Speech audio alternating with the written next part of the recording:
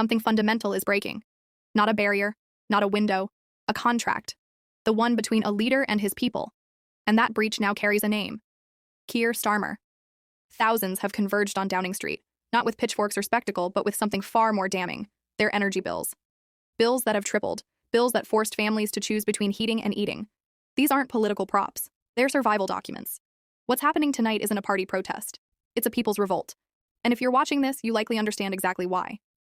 The scale is unprecedented. From Parliament Square to the gates of Number 10, the streets are gridlocked, packed so tightly that police have cordoned off 3 surrounding blocks. Handwritten signs scrawled on the backs of overdue notices. Chants echoing since 6 o'clock this evening, still thundering 4 hours later. This isn't chaos, it's pain, organized and long suppressed, erupting after 2 relentless years. Before we go further, if you want to stay informed on stories the mainstream won't fully confront, subscribe, because what's unfolding tonight didn't appear from nowhere. Here's how we got here. Back in 2024, Starmer promised stability after years of turmoil. He vowed that Labour would restore trust, champion working families, and confront the cost of living crisis with courage and compassion. His words, not mine. Posters showed him in rolled-up sleeves, listening earnestly to ordinary Britons in kitchens and community halls. The message was clear. He understood their struggle. But the record tells a different story. Energy bills have surged by 54% in just 2 years. More than 2 million households have slipped into fuel poverty. These are not opinions. These are government figures. Meanwhile, £30 billion in so-called green subsidies have flowed to offshore corporations, many foreign-owned, while British homes have gone cold. Ministers preached restraint while their expense reports revealed heated second homes and chauffeured cars idling outside Westminster. And when challenged in Parliament, Starmer brushed off public anger as short-term thinking, insisting that net zero goals were non-negotiable. That word, non-negotiable, landed like an insult to millions who never negotiated away their right to warmth. They simply lost it. The clip went viral, not because of its content, but its tone, detached, rehearsed, spoken like a man who'd never had to worry about keeping his children warm through a British winter. And just look at who's standing out there tonight. They're not radicals, they're nurses, still in their NHS uniforms after 12-hour shifts, holding signs that read, "I save lives but can't afford to heat my home." Teachers who've watched children arrive at school in winter coats because parents can't afford both breakfast and heating. Pensioners who've worked for 4 decades and now choose between medication and warmth. Small business owners, too, crushed by energy costs that have quadrupled. A bakery in Leeds, a pub in Cornwall, a print shop in Manchester. Gone. These aren't climate skeptics. They're citizens asking one fair question. Why are billions funding foreign wind farms while British families sleep in the cold? And why is even asking that treated as heresy? The government's response has been predictably dismissive. Energy Secretary Sarah Jones branded protesters useful idiots for fossil fuel interests. Climate Minister David Walsh called them scientifically illiterate. But standing among that crowd tonight, you don't see ignorance. You see a population abandoned finally finding its collective voice. Here's the uncomfortable truth. You can't save the planet by destroying the people who live on it. Net zero isn't the problem. A net zero policy that shields the powerful while punishing the poor is. And that's exactly what Britain is facing tonight.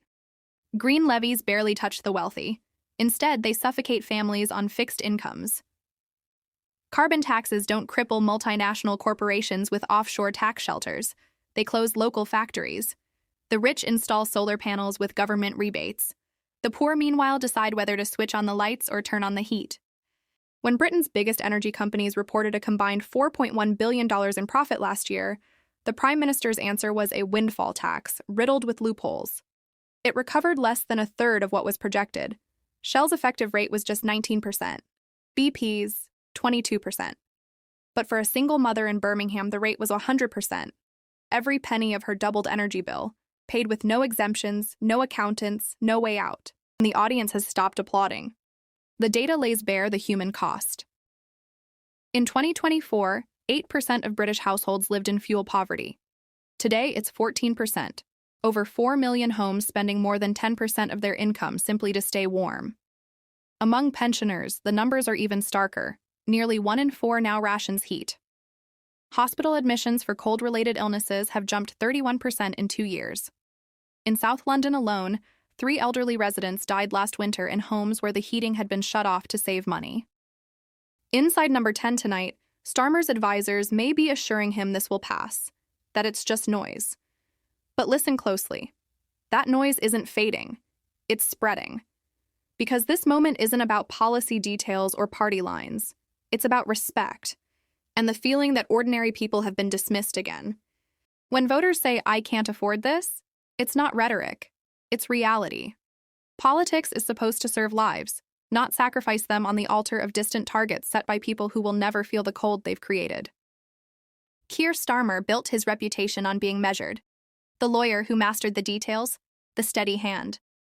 But somewhere between opposition and government, those details stopped including real people.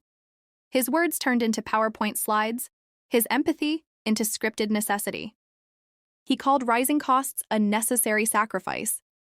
Easy to say when your heating is paid by taxpayers. Easy to preach when you've never sat at a kitchen table wondering if boiling the kettle means one less meal this week. And that's what makes tonight different. This isn't a protest orchestrated by unions or funded by opposition groups. There's no leader, no manifesto, no campaign slogan. It's raw, authentic anger, the kind that doesn't need coordination because it's born from arithmetic that no longer works at the kitchen table. When a full-time nurse can't afford to heat her home, the system isn't strained, it's broken. When a pensioner who once served in the Falklands must choose between tea and warmth, this isn't just policy failure, it's moral failure. And when the Prime Minister's only response is more targets, more jargon, more trust the process, he isn't leading, he's retreating. Some cracks are already showing within Parliament.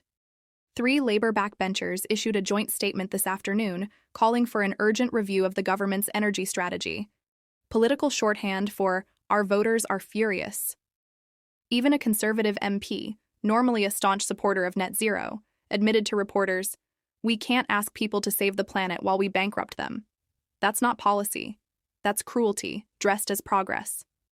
And this many citizens gather with this level of genuine grievance. One of 2 outcomes usually follows: the leader listens and adjusts course, or the leader falters.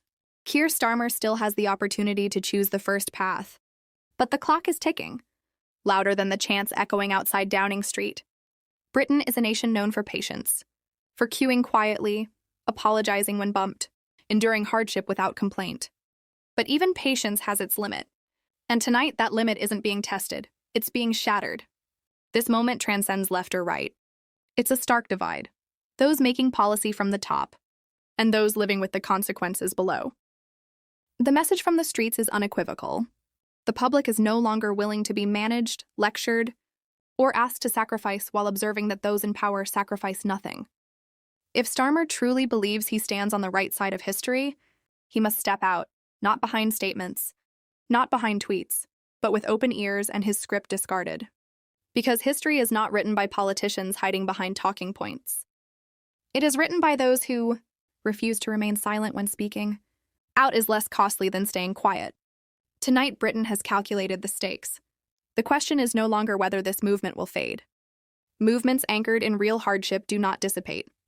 They grow, they spread, they alter outcomes. The real question is whether Starmer will respond before this escalates from a political crisis to a crisis of legitimacy. Before the chant, "Starmer must go," shifts from slogan to mandate. What comes next remains uncertain. Will Starmer confront the public? Will he persist in doubling down? Or will he, as many leaders before him have done, hope that silence makes the problem disappear?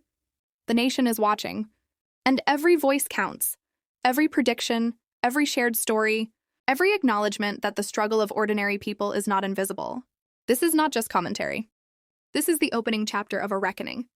And for every citizen who has been told their hardship is merely a part of political transition, tonight confirms one truth: they are not alone.